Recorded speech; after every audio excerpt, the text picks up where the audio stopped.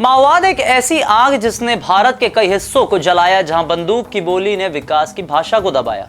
जंगलों में छिपे ये साए न सिर्फ हिंसा लाते हैं बल्कि उम्मीदों का गला भी घोंट के जाते हैं। मगर अब समय बदल रहा है। छत्तीसगढ़ सरकार और तेलंगाना सरकार ने एक नया रास्ता दिखाया है, आत्मसमर्पण और पुनर्वास का। और इस मार्ग को लेकर हम ऐसा क्यों कह रहे हैं? क्योंकि तेलंगाना के भद्राद्री कोठागुडेम जिले में 9 मई 2025 को 38 नक्सलियों ने पुलिस अधीक्षक के सामने आत्मसमर्पण कर नक्सलवाद की मानसिकता को छोड़ने का फैसला किया।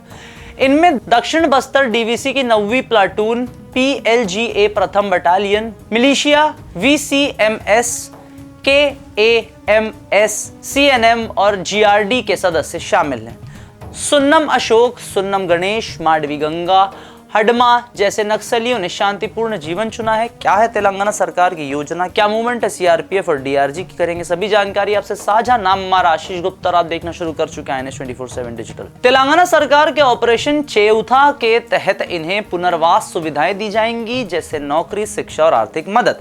जनवरी 2025 से अब तक कोठागुडेम में 265 नक्सलियों ने आत्मसमर्पण कर दिया है। यह ऑपरेशन नक्सलियों को मुख्य धारा में लाने और हिंसा रोकने की दिशा में बड़ा कदम के रूप में देखा जा रहा है। सरकार की नीतियों और पुनर्वास योजनाओं ने नक्सलियों को आकर्षित किया है। हालांकि भारत पाकिस्तान की सीमा पर तनाव के कारण DRG और CRPF जवानों को मुख्यालय वापस बुला लिया गया है, जिसके तहत नक्सल विरोधी अभियानों पर असर पड़ा है। भारत पाकिस्तान के बीच इस बढ़ते हुए तनाव को जब देखा जा रहा था, अब तो सीज फायर हो चुका है, लेकिन उस बढ़ते तनाव को जब देखा गया तो उसको देखते हुए नक्सल विरोधी अभियानों को प्रभावित महसूस किया गया और उन्हें रोक दिया गया।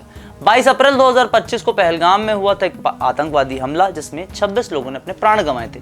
इसके बाद भारत ने ऑपरेशन सिंदूर शुरू किया, जिसमें POK और पाकिस्तान के 9 आतंकियों को ठिकानों को नष्ट भी कर दिया गया।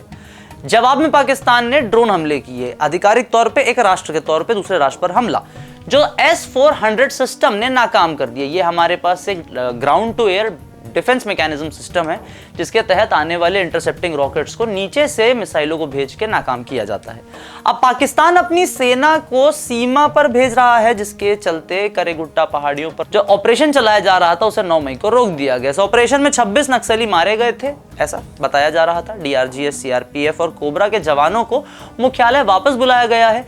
इससे नक्सली क्षेत्रों में निगरानी जो है वो कमजोर हो सकती है और नक्सली अपने नए ठिकानों की तलाश में भटक सकते हैं, घूम सकते हैं, नए इलाकों में जा सकते हैं। इसी के चलते तेलंगाना पुलिस का ऑपरेशन चेउथा इस कमी को पूरा करने की एक कोशिश है, जो आत्मसमर्पण को बढ़ावा देता है। स्थानीय लोग चिंतित हैं कि नक्सली फिर से सक्रिय हो सकते हैं। ऑपरेशन चेउथा तेलंगाना सरकार की नक्सल उन्मूलन और पुनर्वास नीति का हिस्सा है, जो नक्सलियों को हिंसा छोड़ने के लिए प्रोत्साहित करती है। आत्मसमर्पण करने वालों को 50,000 रुपए की प्रोत्साहन राशि, मुफ्त आवास, भोजन और 3 साल तक 10,000 रुपए की मासिक सहायता दी जाती है। इसके अलावा कौशल प्रशिक्षण, नौकरी और PM आवास योजना का लाभ भी मिलता है। अविवाहित नक्सलियों को शादी के लिए 1 लाख रुपए की राशि की मदद दी जाती है। 2025 में कोठागुडेम में 265 नक्सलियों ने आत्मसमर्पण कर इस नीति को सफल बनाने का प्रयास किया था और इस नीति की सफलता उससे नजर भी आई थी। नीतियों ने खोखली विचारधारा और शोषण से तंग आकर यह कदम उठाया गया है। तेलंगाना पुलिस ने आत्मसमर्पण के लिए सुरक्षित माहौल बनाया है, जिससे नक्सली बिना डर के आगे आए हैं। यह नीति छत्तीसगढ़ तेलंगाना सीमा पर शांति और विकास की राह को खोल रही है, खासकर तब जब CRPF, DRG के जवानों को वापस सुरक्षा बलों की कमी के चलते बुला लिया गया है। तो ये थे तेलंगाना और छत्तीसगढ़ बॉर्डर पर नक्सली अभियान पर चल रहे लेटेस्ट अपडेट्स।